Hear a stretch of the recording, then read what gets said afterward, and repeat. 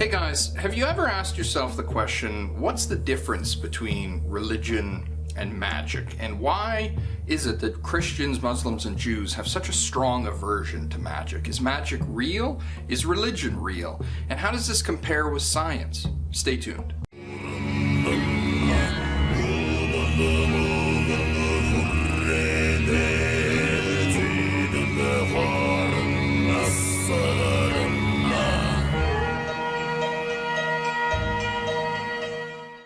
As a rule, when we look throughout the history of different religions, what we see is that often the will of the gods was consulted through relatively trivial and random means, right? So for instance, among Vikings, you have the tradition of the rune stone.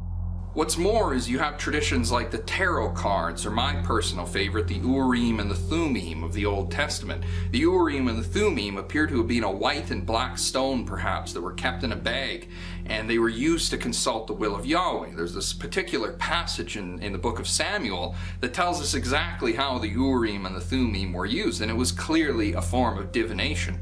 We also see the apostles consulting God through the mediation of casting lots when they were going to add, another disciple into the group of 12. They cast lots to decide on who it would be. Now, it's interesting how throughout Christian tradition there is generally a kind of aversion to these sorts of things, right? An aversion to divinization, when, ironically, it seems to have played a significant role throughout biblical tradition. And this is largely due to the fact that when we read the Old Testament, we find this clear prohibition against the interpretation of omens and the consulting of signs and the casting of divinization to try and come to a knowledge concerning spiritual things. And this is a contradiction of terms, because we see one thing being lived out in the scriptures and then another thing being prohibited. What's more is we see a clear prohibition on magic and sorcery in the law of Moses.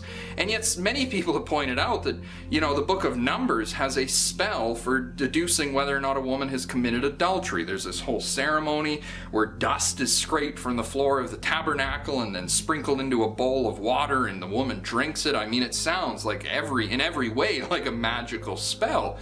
And this really creates some problems, because what do the Old Testament authors mean when they say that, magic and sorcery is prohibited, and yet we see the prophets living this out in other ways? And, this is another great example looking at idolatry, right? There's a clear prohibition given in the Old Testament against the creation of images, and yet we see the Ark of the Covenant, we see images of cherubim, massive golden cherubim set up in the Temple of Solomon. We see gold or bronze oxen set outside of the Temple of Solomon, right? So if there's a prohibition on idolatry, then why are all these images being made, right? But for me, actually, the most controversial point is one that actually I don't really hear very many people bring up. There's a very particular kind of magic that gets employed in the Bible that is really remarkably strange and really weird. And this is a form of magic called sympathetic magic. Sympathetic magic refers to a primordial mode of thinking which essentially used association or correlation to cause changes in the world. Probably the most well-known form of sympathetic magic is in the form of voodoo dolls, right? You make a doll which resembles a person, and then any harm that you inflict on the doll is hoped for to cause harm to the person with whom it's associated. So it's functioning through a means of correlation rather than a means of causation. Now, when I was thinking about this, I really, it got me sort of in a snowball effect, where I was beginning to really recognize how much of a significant role correlation plays in religious thinking. I mean, even if we wanted to look at the creation of the world, one of the fundamental things that's stated in biblical tradition, within Abrahamic tradition, is that God is incorporeal. That's to say, he is not a physical entity.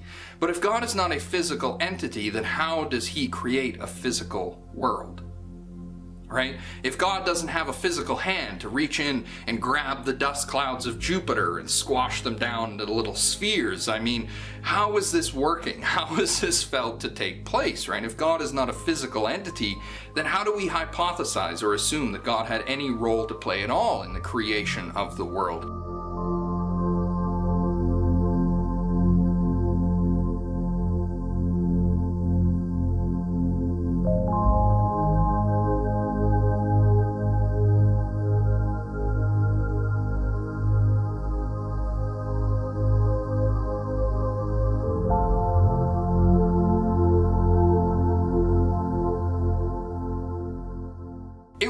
appear that the medium through which God creates the world or causes any sort of change in reality is through the mediation of randomness and chance and through the subtle influences of particular outcomes.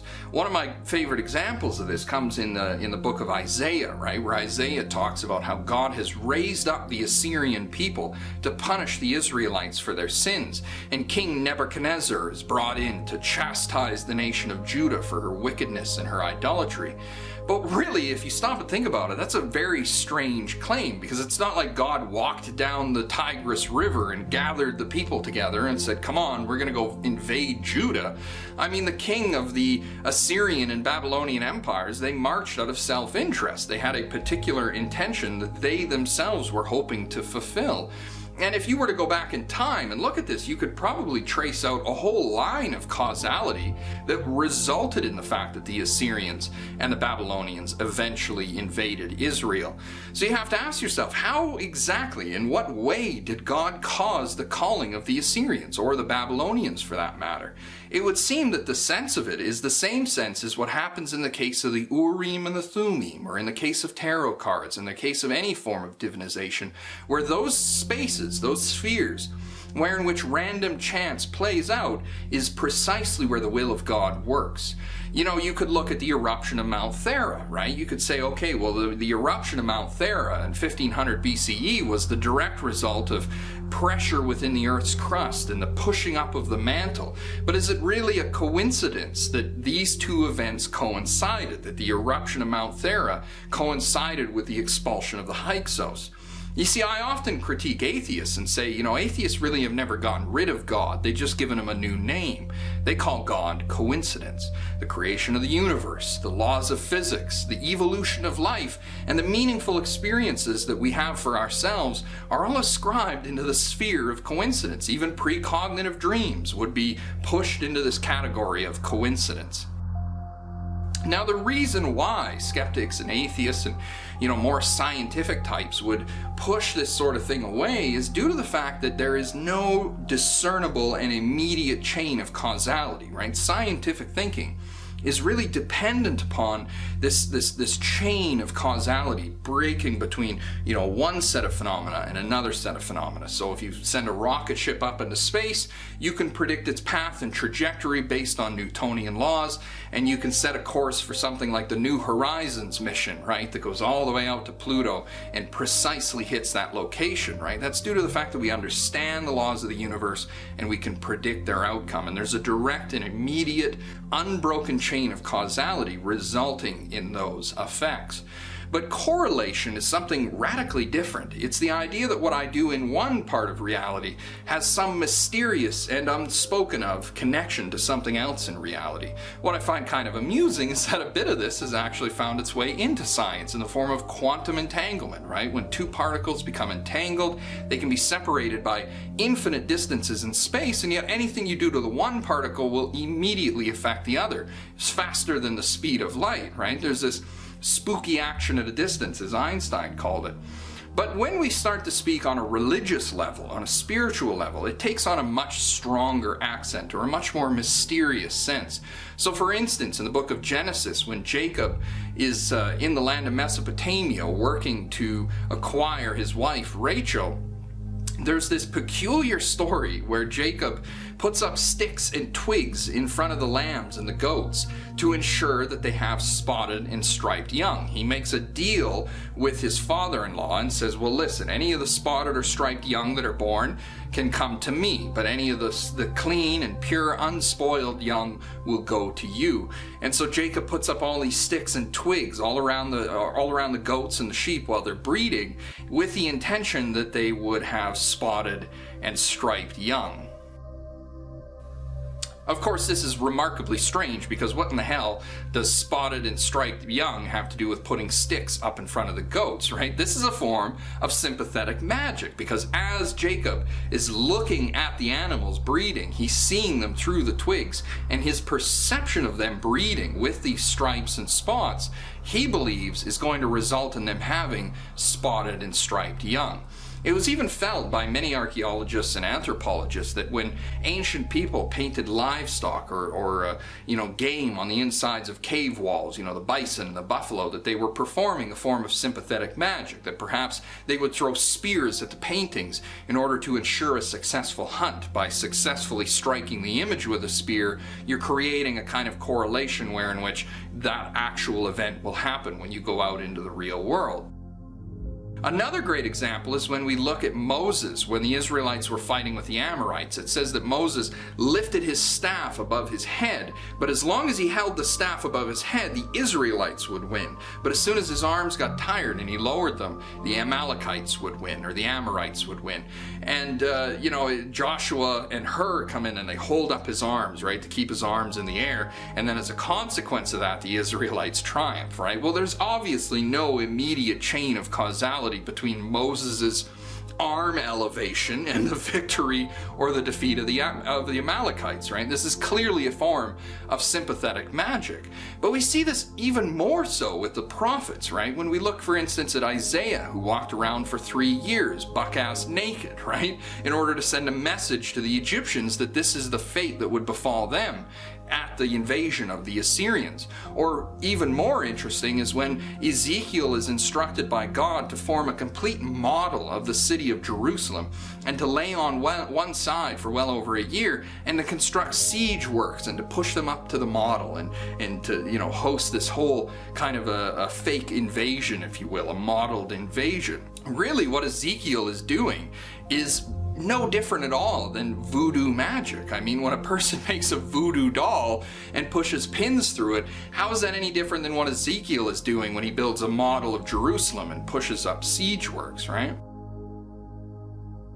So this confronts us with some troubling thoughts and some troubling revelations, because again, I mentioned earlier how the Bible seems to be clearly making prohibitions against magic and sorcery. But where do we draw the distinction? Which is sorcery and which is just good old religion, right? I think I gained a real useful insight when I started to study the Greek magical papyri. This was a book I was inspired to pick up when I heard about Carl Gustav Jung's research with it. And it's a fascinating work because it traces out an analysis or a recounting of the magical traditions of the Greeks and the Egyptians in around the 1st century. And there's this wonderful paragraph here in the opening introduction, and I want to read this for you guys. The underworld deities, the demons, and the spirits of the dead are constantly and unscrupulously invoked and exploited as the most important means for achieving the goals of human life on earth. The acquisition of love, wealth, health, fame, knowledge of the future, control over other persons, and so forth. In other words, there is a consensus that the best way to success and worldly pleasures is by using the underworld, death, and the forces of death.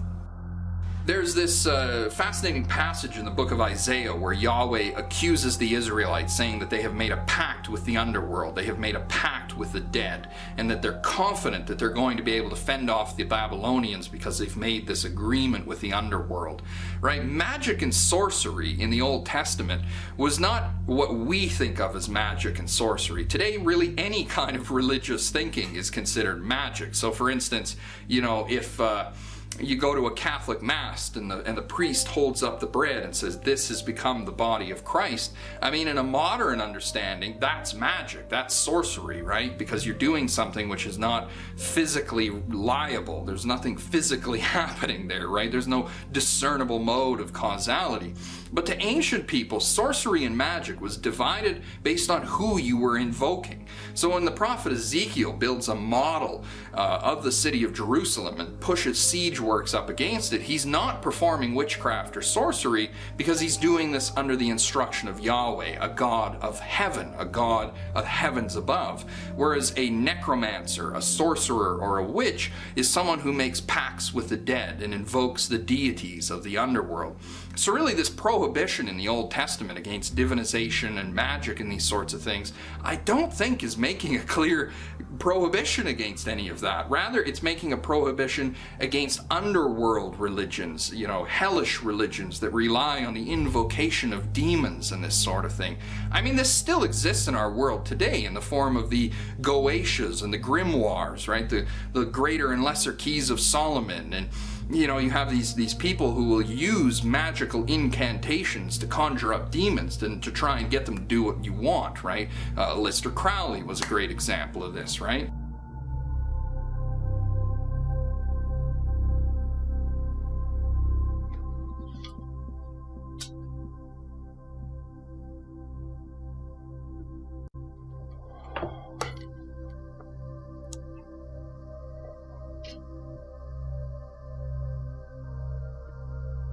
O Lord of darkness, magnificent.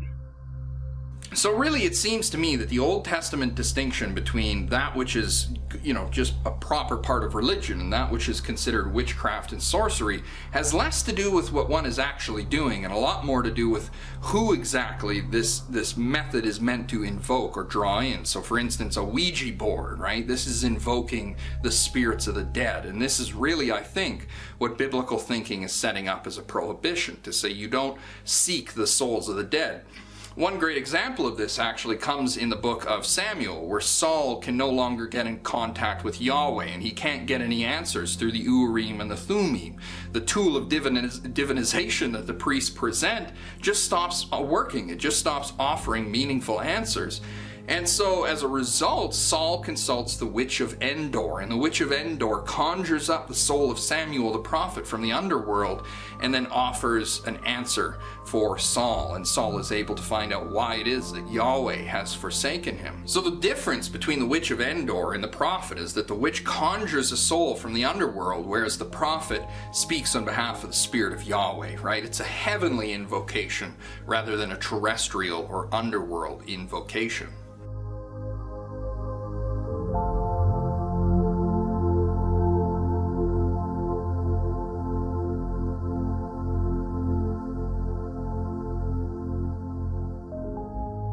There's a great example that I'd love to read for you guys. This is out of the book of Judges, chapter 6, where we read, Gideon said to God, "If indeed you are going to save Israel through me, as you have said, I am putting this woolen fleece on the threshing floor, and if dew is on the fleece alone while all the ground is dry, I shall know that you will save Israel through me, as you have said."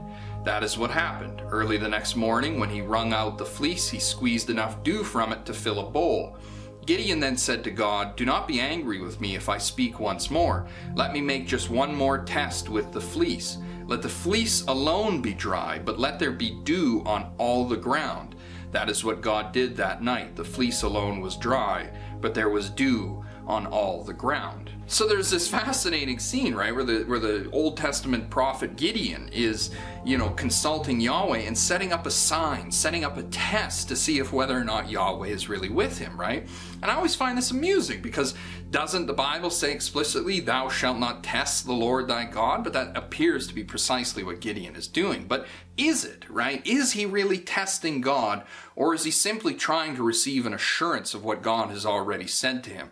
Right? I'm also reminded of a story in the book of Isaiah where Hezekiah the king is about to die, and Isaiah says, "As a sign that you will live, Yahweh will cause a shadow to be cast along the floor further up." So he caused a shadow to move out of place in order to set a sign up for Hezekiah, right? I often think to myself, if we approached religion in this way in this day and age, how different would things be, right? But I think that a lot of religious people are very hesitant about putting God to the test. They don't want to. They're afraid, right? We can't ask God for a sign, right? But the Old Testament is filled with examples of where God sends signs to his people. And I'm reminded of the words of St. Paul, who said the kingdom of God is a matter of power and not words, right? All we have in religion today is just words, right? But where's the power to bring on signs and to demonstrate authority? I mean, when Elijah argued with the priests of Baal, he didn't, open up a debate. I mean, he went up on Mount Carmel and caused fire to come down from heaven. And I think that it's really remarkable today that we are so afraid to put God on the spot. And I also think that it comes from the fact that we don't go into altered states of consciousness and really consult God anymore. We've got too many ideas, too many opinions, and we would rather rely on our idols of theology than to go out and run the risk of encountering a living God in the wilderness. But it's really fascinating where this can give you a sense of how to appreciate religious thinking as opposed to scientific thinking. Scientific thinking is built on the notion of causation, right? If I cause an effect in this location, it will produce a result in this location, right? So if I put together these chemicals, they're going to produce a certain compound. If I accelerate an object through the air, it's going to land in this predicted location, right? It's this idea of following the chains of causality. Whereas religious thinking and spiritual thinking relies on a perspective of correlation. I mean, another great example of this is astrology. I mean, astrology by definition is sort of a weird idea. The idea that the motions of the stars is going to have some impact on your feelings and personalities and misfortunes, right? But it's this idea of correlation. I mean, it's pretty clear there's no causation resulting in any of these things, right? It's not like, I don't know, there's a magnetic energy coming down from Jupiter and causing you to meet, your next girlfriend next week, right? I mean, it's clearly not how this is working, but the conviction of astrology comes from the idea that there's a correlation, right? So that what I do over here will produce a result over there, or what happens up there will produce a result down here. Now, some aspects of astrology, such as the movement of the tides or the changing of the seasons, is clearly supported by direct lines of causality, but the idea of astrology is the conviction that extends also into correlation, that the motions of the heavenly bodies correlate to what happens here on Earth. So for instance, if you look at the zodiac signs, right? Somebody ascribes each of these constellations with a particular sign of the zodiac.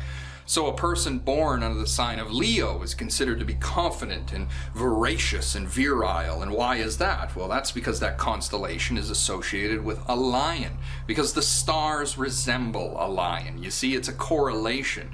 So this is a very different way of approaching the world, right? Looking for correlations rather than direct causation.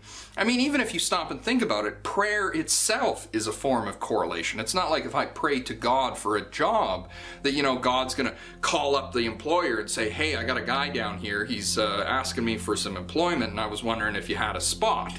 That's not how it works. For instance, I'll give you guys an example.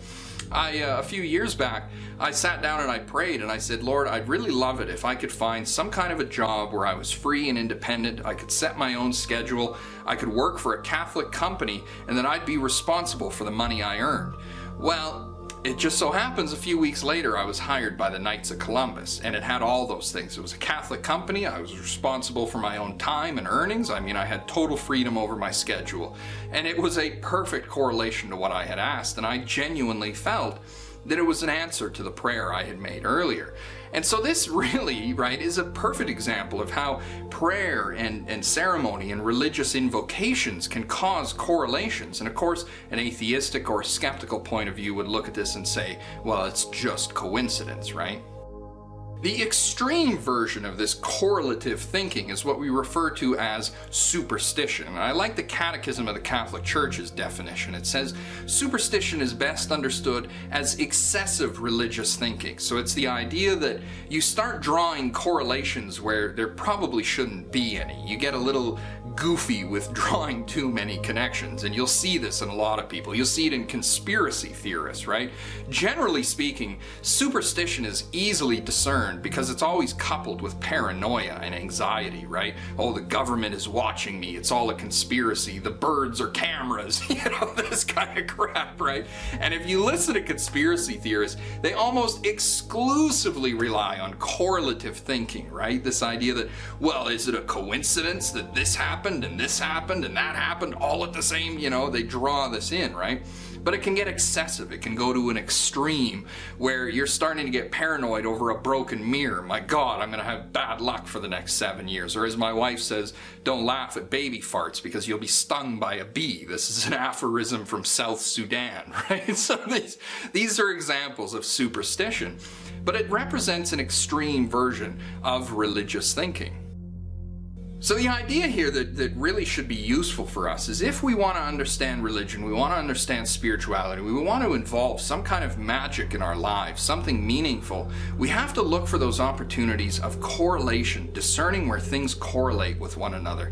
And this is profoundly subjective, and this is one of the reasons why I think proving the existence of God is so radically difficult, because you're not talking about a perfect form of causation. It's not like you can follow the evidence and say, well, you see, this chain of causes leads right back to a deity. You'd have to be able to observe God directly as a material object in order for those things to result. This even ties in, I think, with a theory of evolution. I mean, you know, if God's hands of providence work through the random and the chaotic, I mean, look at what supports the evolution of life, the progression of life forms on our planet. It's the random mutations within genes, right? It's this idea that God fashioned the world through the randomness, through the chaos, by pushing or invoking or evoking order where there's simply randomness and chaos. And this requires the eyes of faith in order to be discerned. You have to be able to look at something and see it as meaningful. I think if we ever come out with any proof for the existence of God, it won't come through astronomy. It may not even come through psychology, because unfortunately everything that happens in the mind is the purview of the individual themselves. But rather, I think it may come through statistics, discerning statistical anomalies, right? Where do religious methods have an effect on the world? And can any skeptic present an alternative hypothesis, right? This I think is where religious people would have the best chance of trying to argue for a scientific perspective on religious faith. So for me, myself, I find oftentimes I sort of bounce between these two extremes. I've caught myself thinking in superstitious ways, and I start to get paranoid. I'm looking for, you know, any little indication, any little sign, right? It feels like maybe the lyrics on the car stereo are speaking to me, right? You can kind of, you know, you can get down that end of things. And this is a kind of, you know, you're flirting with paranoia and delusion. I mean, you know, I've often mentioned on this channel that religion has a lot more to do with schizophrenia than it does astrophysics. But it's this idea that you're flirting with that end of the spectrum. But there's the other extreme of thinking like an atheist and saying there's no meaning to any of this. It's all just deterministic, and there's no, you know, there's no romance to it at all. It's just pure determinism, you know, chunks and gears in a machine, you know, moving everything along. This to me is another extreme form. Rather, what we should adopt is a middle ground view where life is meaningful and the random things that happen in our lives are not the result of coincidence or chance, but that they represent meaningful opportunities to perhaps discern the will of God in our lives.